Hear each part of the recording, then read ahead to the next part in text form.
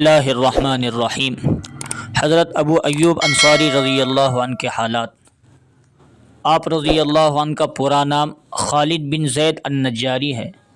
ابو ایوب ان کی کنیت ہے۔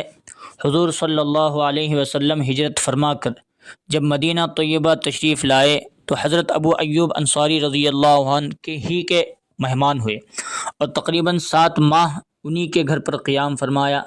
وہ ہمیشہ دین کے خاطر جان و مال لگانے کے لیے تیار رہتے۔ حضور صلی اللہ علیہ وسلم کو جب بھی کوئی ضرورت پیش آتی تو اس کو پورا کرنے کے لیے وہ ہمیشہ بھرپور کوشش رہتے تھے، اسی لیے ہر غزوے میں حضور صلی اللہ علیہ وسلم کے ساتھ رہے، یہاں تک کہ حضور صلی اللہ علیہ وسلم کے دنیا سے پردہ فرمانے کے بعد بھی آپ مستقل دین کی خاطر لمبے لمبے سفر کرتے رہے۔